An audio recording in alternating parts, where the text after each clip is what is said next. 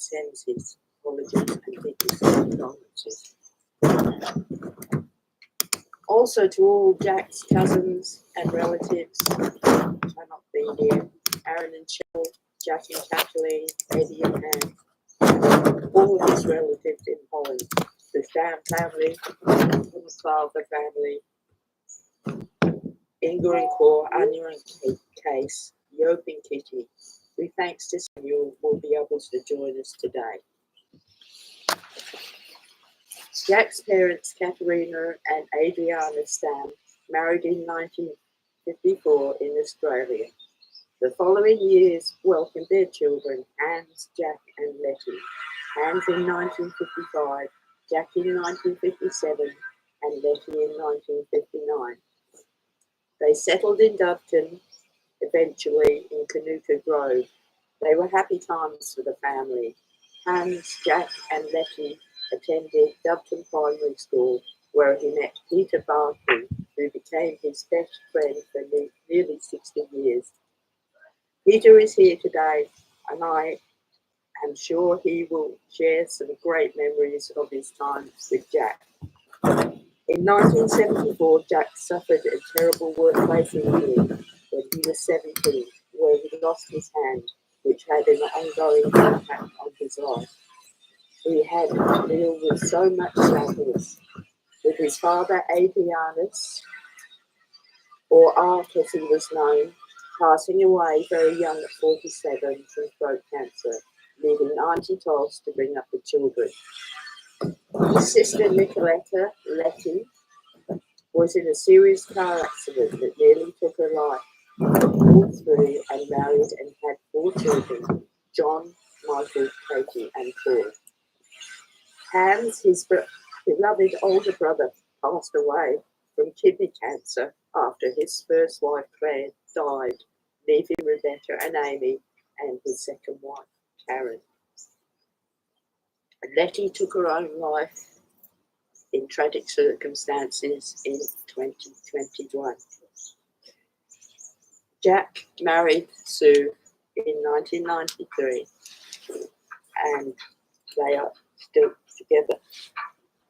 Jack was the sweetest, most non-judgmental person, always ready to listen and so thoughtful in his answers. He lived with us for nearly a year during COVID and worked from home. We enjoyed his company so much. He loved his wife Sue and adored Rebecca, Amy and all their children and Letty's children. Jack had a special bond with his nephew Levi and loved him dearly. Jack loved photography, computers, reading, music and movies.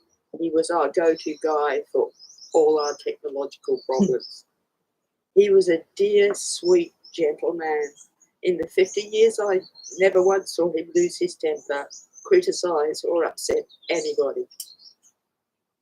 He also loved cars, his green Tirana especially, KFC, Frankfurts, and of course Coke, which he was never without. But most of all, he loved his family and friends. We will miss him dearly. He has left a space in our lives so we could not fill. Many thanks to Sue for holding this celebration of Jack's life at her home today, and Inga for being the MC and bringing us all together. Go in peace, Jack, knowing you were well loved by us all. Thank you.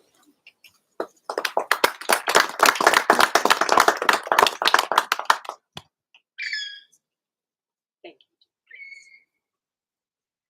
Next we have Peter Barclay, who you've heard is a childhood and lifelong friend who took pains to assure me that their drinking together, Jack and Peter's, had only ever resulted in a healthy afterglow.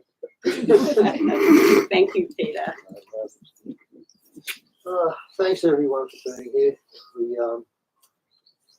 We all loved him. I did for when did I meet him? We were still arguing. He thought it was about the end of 1966. I thought it might have been the start of 67. It really doesn't matter. turns out a lifetime ago. I had a whole heap of stuff I've written down, and I'm not going to read it. I'll just think about it. He was a funny little kid, and when I say little, he really was. He wasn't tall. He was probably shorter than I was until puberty hit him, and then it was like he was in a good paddock. He just shut up. Didn't keep stopping. Loved Hans, loved Letty. We used to do things after school, just silly things. His father had an old standard van that we ended up using as a laboratory when we were kids. We had a first aid kit. It comprised of the old Dettol, one roll of bandages, and some mercurochrome. Because what we found from our parents is that healed everything. We used to try and distill methylated spirits in a jug connected with glass tubes going everywhere, just wrapped up with sticky tape. So, of course, the flame would leap from there, it'd go to the first bit of sticky tape, and then the next, and we ended up with, I don't know, about 27 little fires all running through the back of this laboratory. It'll be right, he'd say. We'll sort it out properly next time. I think the next time we try to use something like this elastic and that sort of burn, probably better than what the sticky tape did. We were driving one time, Hans and myself, and Jack and myself were sitting in the back seat. Hans had an XP Falcon, if I remember correctly. The gear stick used to fall out, the coffee pot. So he used to leave that just sitting on the seat. You'd only need it for first and reverse. Once that was done, second and third was just on the coffee pot. And then he'd put that in his pocket whenever we left the car so no one would pinch the thing. So we're driving in this thing and someone cut us off one time.